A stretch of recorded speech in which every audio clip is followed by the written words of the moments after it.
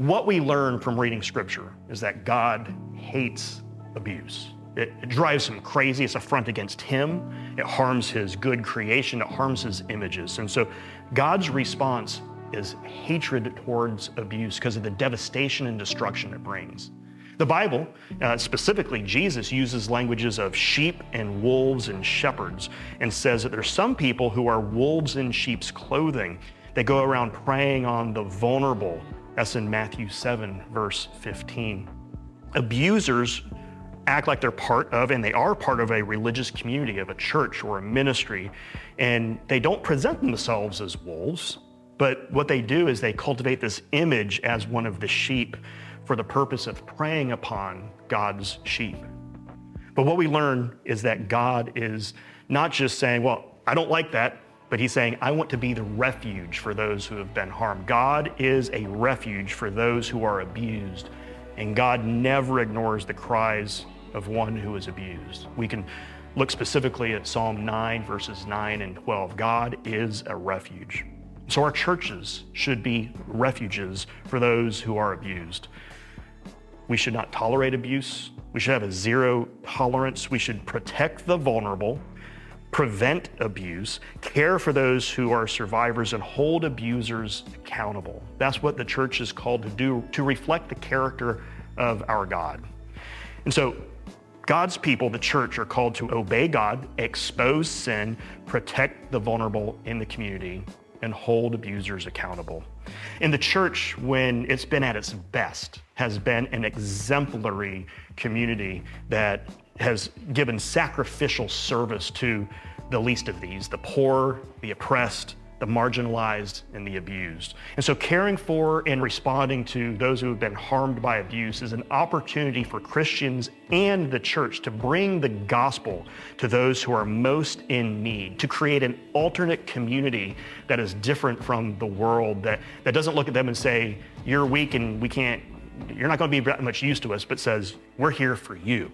We've all been harmed by sin. You've been harmed by a certain type of sin in a certain type of way that's been done to you to deface and degrade you.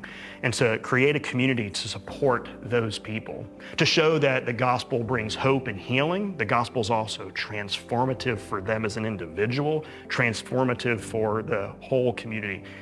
And this allows us, when the church does this, to practice what we learn from James, which is to practice pure religion in James 1:27. So I want to stop there. And Lindsey, if you could lead us into some of the prevalence of what abuse and some of the church's responses to abuse.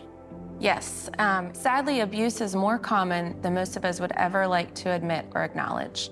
1 in 4 women and 1 in 6 men will experience sexual assault at some point in their lifetime. 1 in 4 women and 1 in 20 men will experience intimate partner abuse, and 1 in 5 children will be sexually abused before their 18th birthday. Most child victims know their attackers. It is about 93% of the time it's a known assailant to the child. 34% of the assailants are family members, uncles, aunts, grandparents, siblings, cousins, parents.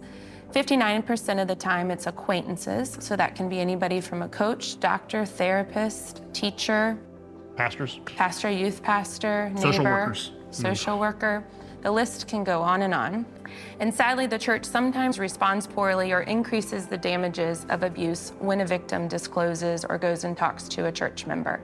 Clergy and church leaders are sometimes the first people a victim would want to talk to. When we did our research for one of our books, we found that individuals, the number one place they wanted to talk to and disclose was the church. But sadly, the church often responds poorly, just not having enough information, not having trained individuals that can respond. That's one of the most important times, is the moment of disclosure, because how that person responds actually sets them on a trajectory for health and healing, or it can actually do way more damage. So that moment of disclosure that you're bringing up is key for church leaders to understand. Absolutely. We call it like a holy opportunity. You're on sacred ground when an individual sits before you and discloses abuse that it just happened recently, or maybe it's been decades, and you're the person that they are trusting their story with. And so how you respond is very important to set them on a trajectory of hope and healing. And so Our goal is to prepare you to be able to respond in a way that's going to be helpful and not hurtful.